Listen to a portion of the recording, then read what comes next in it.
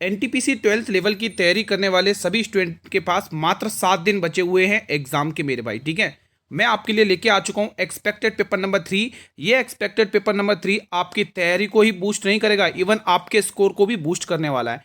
इस पेपर में मैं आपको मोस्ट इंपोर्टेंट क्वेश्चंस करवाने जा रहा हूँ। तो जिनका भी 7, 8 और 9 मई को पेपर है, स्पेशली वो स्टूडेंट तो इसको जरूर देखें, और जिनका भी दोस्तों आगामी डेट्स में एग्जाम है वो भी एक बार जरूर देखें। ठीक है, आपका जो सिटी इंटीमेशन स्लिप है वो आ चुका है दोस्तों। आप मुझे कमेंट करके ये बता दीजिए कि आपका एग्जाम किस डेट में, किस शिफ्ट में है। एक बार सभी स्टूडेंट से निवेदन है, प्लीज कमेंट बॉक्स में बताइएगा, भारत का दक्षिणतम बिंदु इंदिरा पॉइंट कहां पर स्थित है। बहुत ही प्यारा सा क्वेश्चन है, बताएंगे आप लोग इसका आंसर क्या हो जाएगा। तो जवाब के रूप में आएगा Great Nicobar, option number C. अगला प्रश्न, चोल काल के दौरान वेट्टी शब्द का प्रयोग किसके संदर्भ में किया जाता था। सभी स्टूडेंट को बताना है। नगद कर बिल्कुल भी नहीं, भू राजस्व बिल्कुल भी नहीं, मंदिर उपहार बिल्कुल भी नहीं, जवाब आएगा जबरन श्रम, ऑप्शन नंबर बी। आपके लिए फिर से एक बार टारगेट है मेरे भाई, आप सभी से रिक्वेस्ट है, इन 60 में से आज की क्लास में 60 क्वेश्चन पूछूंगा। आप मुझे अगर 45 क्वेश्चन भी कर लोगे इस क्लास से तो आपका सिलेक्शन पक्का है मेरे भाई। ठीक है, तो मोपला विद्रोह 1921 में हुआ था, मुख्य रूप से भारत के किस तट पर हुआ था मेरे भाई। बहुत ही इंपॉर्टेंट क्वेश्चन है। देखो दोस्तों, एग्जाम के लिए पूछा जाता है, ये मोपला विद्रोह बहुत इंपॉर्टेंट है, इसलिए मैं 2 स्टार लगा दे रहा हूं।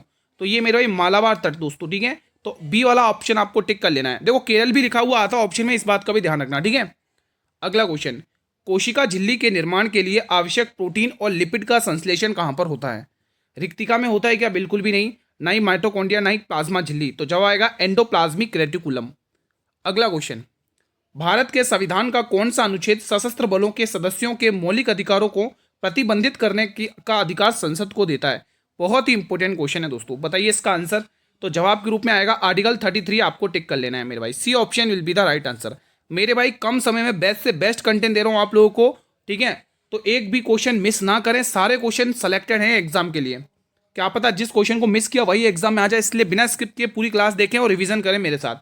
और मैं पूरा विश्वास के साथ कह रहा हूँ, आपको शुरू से लेकर लास्ट तक अगर आप बने रहोगे तो मैं बहुत अच्छे से रिवीजन करवा दूंगा। जड़त्व का नियम सर्वप्रथम किसने प्रतिपादित किया था। बहुत इंपॉर्टेंट क्वेश्चन है, चलिए बताइए। तो जवाब के रूप में आएगा गैलीलियो, ऑप्शन नंबर बी। अगला क्वेश्चन, नील दर्पण नाटक किसके द्वारा लिखा गया था जो नील की खेती के लिए मतलब करने वालों को शोषण पर आधारित है। तो सही जवाब आएगा दीनबंधु मित्र, ऑप्शन नंबर बी। अगला क्वेश्चन, धर्म सभा के संस्थापक कौन थे। तो देखो पहले ऑप्शन में है Radhakant Dev, option number A will be the right answer. अगला क्वेश्चन, अनुच्छेद 352 के तहत आपातकाल की घोषणा होने पर कौन सा मौलिक अधिकार निलंबित नहीं किया जा सकता। ये क्वेश्चन 3 स्टार लगा लो, बहुत इंपॉर्टेंट है, काफी बार एग्जाम में पूछा गया। तो आर्टिकल 20 और आर्टिकल 21 को निलंबित नहीं किया जा सकता, ऑप्शन नंबर डी। अगला क्वेश्चन, मेरी भाई अगर आप लोग ऐसे ही क्लास डेली चाहते हो और विद पीडीएफ चाहते हो तो एक बार जल्दी से चैनल को सब्सक्राइब कर लेंगे, बेल नोटिफिकेशन बेल को प्रेस कर लेंगे ताकि आने वाले हर एक नई वीडियो का नोटिफिकेशन मिलता रहे। मिरात उल अखबार फारसी भाषा का साप्ताहिक समाचार पत्र किसने शुरू किया था। चलिए बताइए, बहुत इंपॉर्टेंट क्वेश्चन है।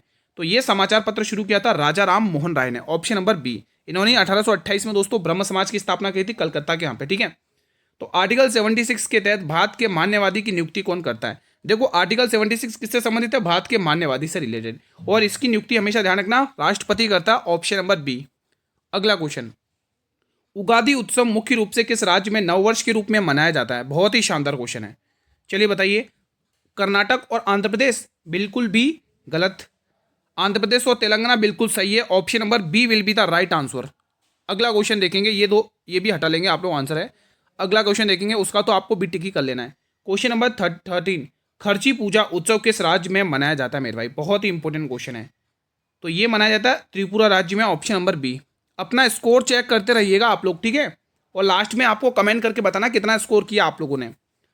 गांधी जी को चंपारण के लिए किसने आमंत्रित किया था। गांधी जी को जो चंपारण आंदोलन हुआ था दोस्तों 1917 में नील की खेती के लिए, उसके लिए किसने आमंत्रित किया था। तो राजकुमार शुक्ल आपको टिक करना, ऑप्शन नंबर बी।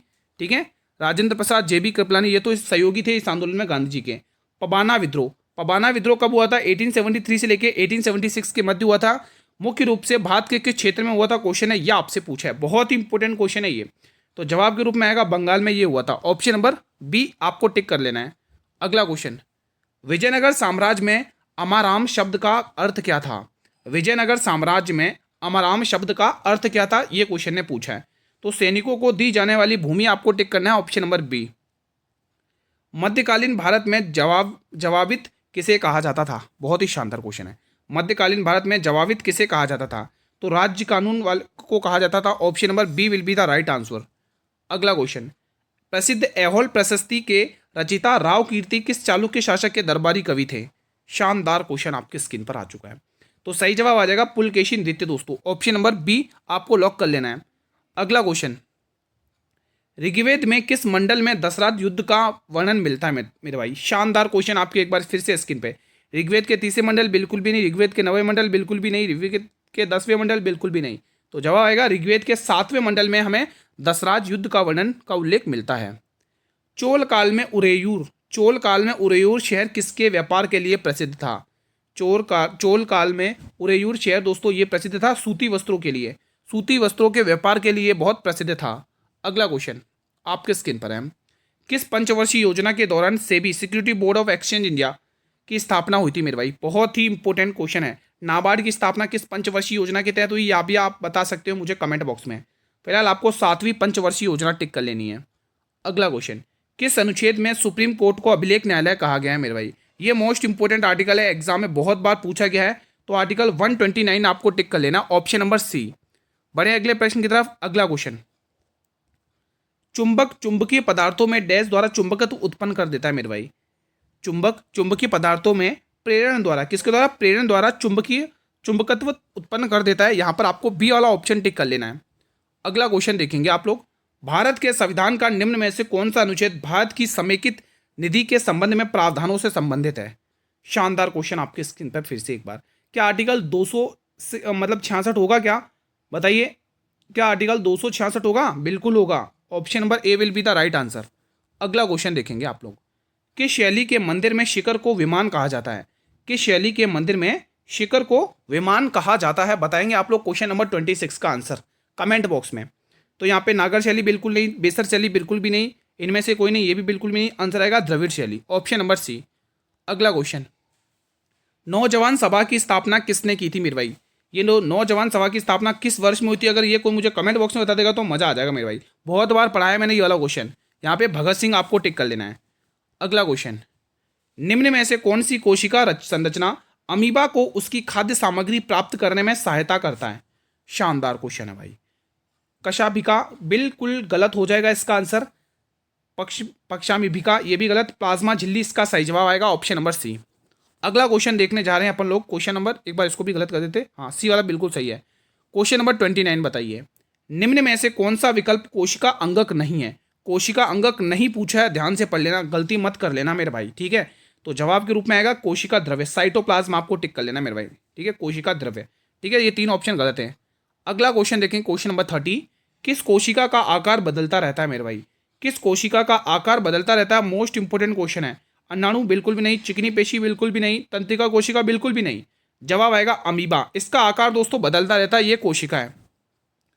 अगला क्वेश्चन देखेंगे, जनगणना 2011 के अनुसार निम्न में से कौन सा राज्य भारत का सबसे कम जनसंख्या वाला राज्य है? भारत का सबसे कम जनसंख्या वाला राज्य पूछा है, बहुत इंपॉर्टेंट क्वेश्चन है। सिक्किम, केरल बिल्कुल भी नहीं, तो सिक्किम आंसर बिल्कुल हो जाएगा, ठीक है। ये 3 ऑप्शन बिल्कुल नहीं है, तो बी वाला ऑप्शन बिल्कुल परफेक्ट है, सिक्किम।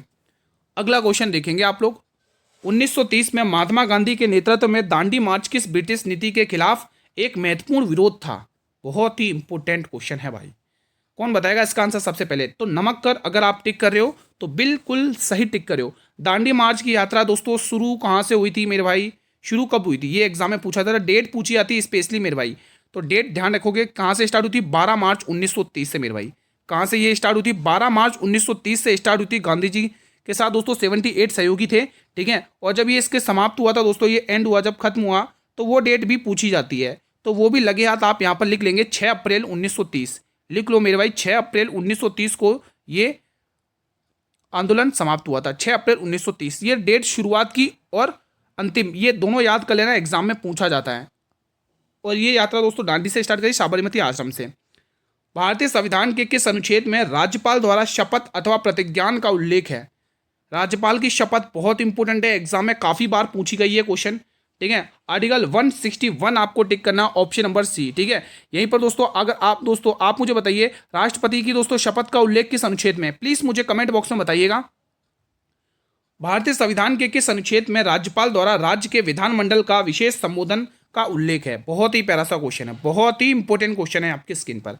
क्या आर्टिकल 171 है क्या? बिल्कुल भी नहीं। आर्टिकल 173 भी नहीं है, आर्टिकल 175 भी नहीं है। तो जवाब आएगा आर्टिकल 176 है, जो कि ऑप्शन नंबर सी में दे रखा है। अगला प्रश्न देखेंगे आप लोग। भारत में स्थायी बंदोबस्त नीति की शुरुआत किस वर्ष में हुई थी? ये जो स्थायी बंदोबस्त की नीति हुई थी मेरे भाई, इसकी शुरुआत किस वर्ष में हुई थी? इसकी शुरुआत 1793 में हुई थी। ऑप्शन नंबर सी क्या, option number A will be the right answer. अगला क्वेश्चन, निम्न में से कौन सी अभिक्रिया कैल्शियम ऑक्साइड और जल से बुझे हुए चूने के निर्माण को दर्शाती है? शानदार क्वेश्चन है। संयोजन अभिक्रिया, वियोजन अभिक्रिया, विस्थापन अभिक्रिया या अवक्षेपण अभिक्रिया? सभी स्टूडेंट को कमेंट में आंसर करना है। तो जवाब के रूप में क्या आएगा? ऑप्शन नंबर ए संयोजन अभिक्रिया, ठीक है। अगला क्वेश्चन, निम्न में से कौन सी धातु तनु हाइड्रोक्लोरिक अम्ल के साथ प्रति अधिक अभिक्रियाशील है मेरे भाई? बहुत इंपॉर्टेंट क्वेश्चन आपके स्क्रीन पर लग चुका है। तो जवाब के रूप में आएगा Mg। Mg का मतलब क्या, एक बार कमेंट बॉक्स में बता देंगे तो मजा आ जाएगा। अगला क्वेश्चन, गन्ने से चीनी बनने की गतिविधि किस क्षेत्र की आर्थिक गतिविधि के अंतर्गत आती है? मेरे भाई ध्यान रखना, कोई भी चीज़ दोस्तों कच्चे माल से उसको पक्के माल में बदलते हैं ना दोस्तों, कोई मशीनरी की हेल्प से, तो हमेशा ध्यान रखना वो तो सेकेंडरी सेक्टर होता है, मतलब कि द्वितीय क्षेत्र में आती है मेरे भाई, ठीक है। तो सी ऑप्शन यहाँ पे बिल्कुल सही जवाब हो जाएगा। अगला क्वेश्चन, टी बाला सरस्वती का संबंध निम्न में से किस शास्त्रीय नृत्य से है? देखो कथक यूपी का एकमात्र क्लासिकल डांस है, आपको पता ही है मेरे भाई। ओडिसी ओडिशा का है मेरे भाई, ठीक है। अब आपसे एग्जामिनर पूछ सकता है मेरे भाई, आपसे क्या पूछेगा कि ये कथकली है, ये कहाँ का है? तो आप टिक कर लोगे गुरुजी ये तो केरल का है। लेकिन एग्जामिनर ऐसा भी पूछता है कि भारत का एकमात्र वो राज्य कौन सा है जिसमें 2 क्लासिकल डांस है जिसके, तो आपको केरल टिकना है। एक तो कथकली टिक कर लेना है, एक तो मोहिनी अट्टम टिक कर लेना है। फिलहाल डी ऑप्शन यहाँ पर टिक कर लेना है। अगला क्वेश्चन, भारतीय संविधान के किस अनुच्छेद में वार्षिक वित्तीय विवरण शब्द के स्थान पर प्रयोग किया जाता है? चलिए बताइए, आप मुझे बताइए धन विधेयक किस अनुच्छेद में? प्लीज मुझे कमेंट बॉक्स में बताएंगे कि धन विधेयक किस अनुच्छेद में है। धन विधेयक का उल्लेख संविधान के किस अनुच्छेद में? मुझे आपसे रिक्वेस्ट है प्लीज कमेंट बॉक्स में बताएं। फिलहाल यहां पर आप टिक करेंगे आर्टिकल 112, ठीक है, ऑप्शन नंबर बी। ऐसे बीच बीच में मैं आपसे क्वेश्चन पूछते रहूंगा, प्लीज आंसर दीजिएगा। अमरावती स्तूप का निर्माण किस काल में हुआ था? अमरावती स्तूप का निर्माण किस काल में हुआ था? शानदार क्वेश्चन है। तो यहाँ पे सातवाहन काल आपको टिक करना है, option number B will be the right answer. अगला क्वेश्चन, सुल्तानगढ़ी का मकबरा किसने बनवाया था मेरे भाई? बताइए दोस्तों, उसे गुलामों का गुलाम कहा जाता है। तुर्क ए चैलगानी का गठन किया था। गुलाम वंश का वास्तविक संस्थापक कहा जाता है मेरे भाई। रजिया सुल्तान का पिता कहा जाता है मेरे भाई। बताइए, एकता प्रणाली चलाई थी उसने। अब तो बता दो आंसर। तो जवाब आएगा शमशुद्दीन इल्तुतमिश, आपको टिक कर लेना मेरे भाई, ठीक है। तो ये चीज आपको ध्यान रखना। अब मुझे बताइए कि लाल बख्श और पील बख्श किसे कहा जाता है? कमेंट बॉक्स में बताइए, देखते किसकी जीके में दम है। बख्श, ठीक है, लाल बख्श और पील बख्श, यहीं पे लिख देता हूं। लाल बख्श और पील बख्श किसे कहा जाता है? पील बख्श कोई है क्या जो कमेंट बॉक्स में मुझे बता सकता है? देखते हैं किसकी जीके तगड़ी है यहाँ पर। लाल बख्श और पील बख्श किसे कहा जाता है? मुझे कमेंट बॉक्स के माध्यम से आप बता सकते हैं, और उसका आंसर इन्हीं चारों ऑप्शन में से है। अब तो बता दो, इतना हिंट दे दिया मैंने। वेदों की ओर लौट जाओ, इसका ये नारा किसने दिया था मेरे भाई? ये नारा उन्हीं ने दिया था जिन्होंने 1875 में आर्य समाज की स्थापना की थी, गौरक्षणी सभा की स्थापना की थी मेरे भाई। सत्यार्थ प्रकाश उनकी पुस्तक थी मेरे भाई, एग्जाम में बहुत पूछी जाती है। फिलहाल मैं इशारा कर रहा हूँ दयानंद सरस्वती की तरफ तो दोस्तों, ठीक है। तो मुंबई में इन्होंने स्थापना की थी आर्य समाज की, आपको पता ही होगा मेरे भाई। अगला क्वेश्चन 45, मौर्य काल के दौरान बंदरगाहों के अध्यक्ष को क्या कहा जाता था? मौर्य काल के दौरान बंदरगाहों के अध्यक्ष को क्या कहा जाता था? सीताध्यक्ष बिल्कुल भी नहीं, पन्याध्यक्ष बिल्कुल भी नहीं, पत्तनाध्यक्ष ये बिल्कुल सही है, ठीक है। सूत्राध्यक्ष भी नहीं होगा। तो सी वाला ऑप्शन यहाँ पे आपको टिक कर लेना है पूरी तरीके से। बढ़ेंगे अगले प्रश्न की तरफ। आपके स्क्रीन पर अगला क्वेश्चन, हंटर कमीशन की नियुक्ति किसने की थी मेरे? क्यों की गई थी कोई बताएगा? क्योंकि गुरुजी जलियांवाला बाग नरसंहार हो गया था, ठीक है। तो ये आपको टिक करना है डी वाला ऑप्शन मेरे भाई, ठीक है। यहाँ पर डी वाला ऑप्शन बिल्कुल परफेक्ट है। बढ़े अगले प्रश्न की तरफ। अगला क्वेश्चन, क्वेश्चन 47, मौर्य काल में रूप दर्शक को क्या कहा जाता था? मौर्य काल में रूप दर्शक को क्या कहा जाता था? बहुत ही इंपॉर्टेंट क्वेश्चन है। नर्तकियों का पर्यवेक्षण बिल्कुल भी नहीं, सिक्कों का प्रेक्षक कहा जाता था। वैश्वाओं का निरीक्षण ये भी नहीं, ग्रामीण अधिकारी ये भी नहीं। तो 3 ऑप्शन तो ऐसे ही गए, ऑप्शन बी बिल्कुल परफेक्ट हो जाएगा। अगला क्वेश्चन, प्रकाश संश्लेषण में प्रकाश ऊर्जा उत्पत्ति होती है दोस्तों, तो ध्यान रखना रासायनिक ऊर्जा में परिवर्तित हो जाती है, ऑप्शन नंबर सी। अगला क्वेश्चन देखेंगे यहाँ पर, लूनी नदी का पानी कहाँ जाकर विलुप्त हो जाता है, बताइए। चलिए बताइए। अब एक क्वेश्चन मैं आपसे यहाँ पे पूछूंगा दोस्तों, कर्क रेखा को 2 बार काटने वाली कौन सी नदी है? कर्क रेखा को 2 बार काटने वाली कौन सी नदी है? Please answer in the comment box. कर्क रेखा को 2 बार काटने वाली, 2 बार काटने वाली नदी, 2 बार, कर्क रेखा को 2 बार काटने वाली नदी कौन सी है? कोई मुझे बता सकता है? 2 बार काटने वाली नदी, नदी बता दो तो मजा आ जाएगा भाई। कर्क रेखा को 2 बार काटने वाली नदी का नाम क्या है? कोई ऐसा है इस क्लास में स्टूडेंट जो मुझे बता सकता है? फिलहाल यहाँ पे कच्छ का रण आपको टिक कर लेना, option number B will be the right answer. Aravalli की पहाड़ियों से ये नदी निकलती है, ध्यान रखेंगे, लूनी नदी दोस्तों, ठीक है। अगला क्वेश्चन देखेंगे आपकी स्क्रीन पर, भारत के किस राज्य में 2011 की जनगणना के अनुसार सबसे कम जनसंख्या घनत्व है? सबसे कम जनसंख्या घनत्व बताना आप लोगों को, ठीक है। 17 वर्ग किलोमीटर है, तो बिल्कुल बी वाला ऑप्शन टिक करना है। एग्जाम के लिए मोस्ट इंपोर्टेंट क्वेश्चन है, इसीलिए डबल स्टार लगा देता हूं इस क्वेश्चन पे, ठीक है। अगला क्वेश्चन देखेंगे, क्वेश्चन नंबर 51 बताइए। क्वेश्चन क्या कह रहा है, संविधान के किस अनुच्छेद के अंतर्गत संसद को भारत के किसी भी राज्य के नाम, सीमा या क्षेत्र में परिवर्तन करने की शक्ति प्राप्त है, अनुमति है मेरे भाई, बताइए। सभी स्टूडेंट को बताना कमेंट बॉक्स में। तो जवाब के रूप में ऑप्शन ए नहीं आएगा, ऑप्शन बी नहीं आएगा, ऑप्शन डी नहीं आएगा, ऑप्शन सी आएगा। आर्टिकल 3 आपको टिक करना है, मोस्ट इंपोर्टेंट क्वेश्चन है, इसलिए 3 स्टार लगा लो, ठीक है। चलिए अगले प्रश्न की तरफ बढ़ जाते हैं। पंजाब का प्रसिद्ध त्योहार, लोक त्योहार होला मोहल्ला किस त्योहार के अगले दिन शुरू होता है? दोस्तों ये आई थिंक कल या परसों एसएससी जीडी कांस्टेबल में भी ये क्वेश्चन पूछा गया है। होला मोहल्ला त्योहार किस त्योहार के अगले दिन शुरू होता है? बैसाखी बिल्कुल भी नहीं, दिवाली बिल्कुल भी नहीं, लोहड़ी बिल्कुल भी नहीं, तो जवाब आएगा होली। ऑप्शन नंबर सी को टिक कर लेना मेरे भाई, ठीक है। तो यहाँ पर आपको पता भी चल गया कहाँ का, पंजाब का प्रसिद्ध है, ठीक है। हरियाणा टिक मत करना, ऑप्शन में हरियाणा जरूर आएगा। अगला क्वेश्चन, खर्ची पूजा, खारची पूजा जिसमें 14 देवताओं की पूजा की जाती है, मुख्य रूप से किस राज्य में जुलाई के महीने में 10 दिनों तक मनाया जाता है?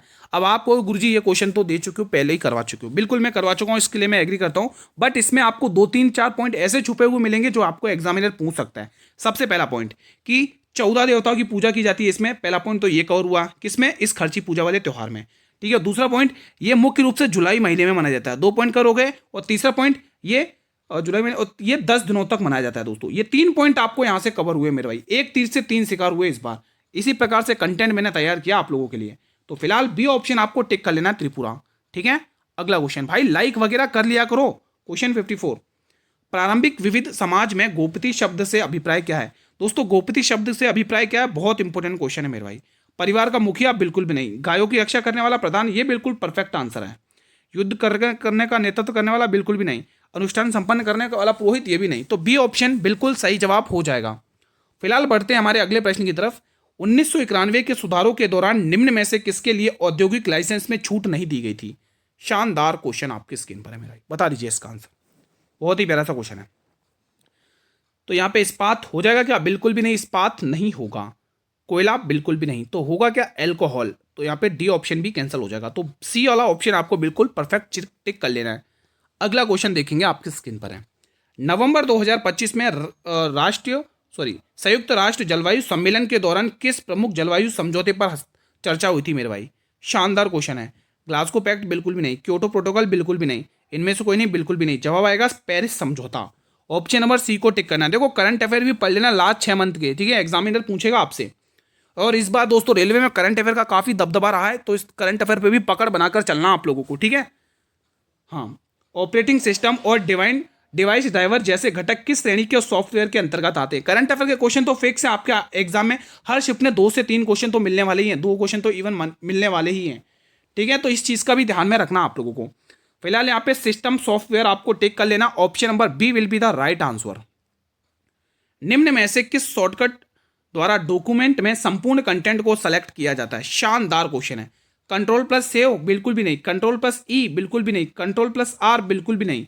तो जवाब के रूप में आएगा control A. Option number A will be the right answer. Question number 59, 1919 के मोंटेग्यू चेम्सफोर्ड सुधार के तहत प्रांतीय सरकारों में कौन सी प्रणाली शुरू की गई थी? शानदार क्वेश्चन है, बहुत ही इंपॉर्टेंट क्वेश्चन है। तो डायर की सिस्टम आपको ध्यान रखना है, द्वैध शासन, ठीक है। डायर की सिस्टम आपको ध्यान में रखना है, एग्जाम के लिए मोस्ट इंपोर्टेंट है, काफी बार पूछी गई थी, ठीक है मेरे भाई।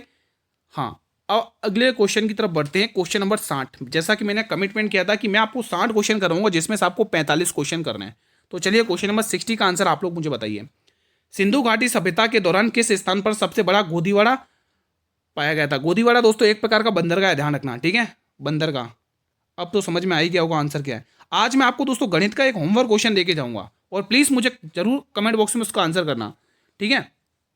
तो दोस्तों ये जो आंसर रहेगा इसका लोथल आएगा, और लोथल दोस्तों गुजरात में है, ठीक है। और किस नदी पर है यह आप लोग मुझे कमेंट बॉक्स में बताएंगे। ये भोगवा नदी पर है, चलो मैं ही बता देता हूँ। लोथल भोगवा नदी पर है, ठीक है, भोगवा नदी पर है, भोगवा नदी पर है दोस्तों। ये कालीबंगा घग्गर नदी पर है। चलो ये बता देता हूँ किन किन नदियों के तट पर, ठीक है। हाँ, मोहनजोदड़ो सिंधु नदी पर है, सिंधु, ठीक है। हड़प्पा रावी नदी पर है। तो मैंने ये नदियों के नाम बता दिए कहाँ। और रावी का प्राचीन नाम क्या है, कोई मुझे कमेंट बॉक्स में बताएगा? फिलहाल सी ऑप्शन टिक कर लेना है। अब आपको होमवर्क क्वेश्चन नोट करना है, होमवर्क क्वेश्चन नोट करेंगे। आज मैं आपको दोस्तों होमवर्क क्वेश्चन दोस्तों कंपाउंड इंटरेस्ट का दे रहा हूँ, सिंपल कंपाउंड इंटरेस्ट का, यानी कि चक्रवृद्धि ब्याज। सीआई का क्वेश्चन दे रहा हूँ चक्रवृद्धि ब्याज का, ठीक है, जिसमें आपको मूलधन दे रखा है 5,000 रुपये। कितना है? 5,000 रुपये, 5,000 रुपये। समय दे रखा है दोस्तों, समय दे रखा है 1.5 साल, समय दे रखा है 1.5 साल। थोड़ा कैलकुलेटिव है पर थोड़ा कर लेना, मजा आ जाएगा करने में। समय दे रखा है यहाँ पे 1.5 वर्ष, 1.5 साल का टाइम आपको दे रखा है, ठीक है, टाइम 1.5 साल का। और जो दर है, दर दे रखी है मेरे भाई 20% की, 20% की, ठीक है। और आपका जो ये जो कंपाउंड हाफेली है, हाफ ईयरली यानी कि अर्धवार्षिक का केस है, ध्यान से करना, गलती मत कर लेना। अर्धवार्षिक के केस में क्या करते हैं पता है ना मेरे भाई? अर्धवार्षिक आपको टिक कर लेना। अर्धवार्षिक के केस में एक बार अर्धवार्षिक ब्याज निकालना है, ठीक है। अर्धवार्षिक में क्या करते हैं? दर आधी समय दुगना, बस इतना फॉर्मेट ध्यान रखना। और ये क्वेश्चन कुछ भी नहीं है फिर आप सभी के सामने मेरे भाई। प्लीज मुझे आंसर कमेंट बॉक्स में देना, मैं आपके कमेंट का वेट करूंगा। देखते हैं कितने स्टूडेंट इसका आंसर देते हैं। और मेरे भाई ये जरूर लिखना होमवर्क क्वेश्चन, ताकि मुझे भी पता रहे मेरे भाई, ठीक है। फिलहाल दोस्तों अगर ये सेशन पसंद आया तो प्लीज वीडियो को लाइक कर लेना, आपसे रिक्वेस्ट है, ठीक है मेरे भाई। और अगर आप डेली चाहते हैं कि ऐसे ही क्लासेस कंटिन्यू रहे और आपको पीडीएफ भी मिलती रहे टाइम टू टाइम, तो इस चैनल को सब्सक्राइब करके रख लो, बेल नोटिफिकेशन बेल को प्रेस करके रख लो, ताकि आने वाले हर एक नई वीडियो का नोटिफिकेशन यूट्यूब सबसे पहले आपको ही प्रोवाइड करेगा। इसकी जो पीडीएफ रहेगी वो आपको टेलीग्राम चैनल पर मिल जाएगी, जिसका लिंक मैंने इसी वीडियो के डिस्क्रिप्शन बॉक्स में दे रखा है मेरे भाई, ठीक है। तो मिलेंगे दोस्तों कल एक और नई क्लास में इसी टाइम पर दोस्तों 8 बजे। तब तक मेरे भाई जय हिंद, जय भारत, वंदे मातरम।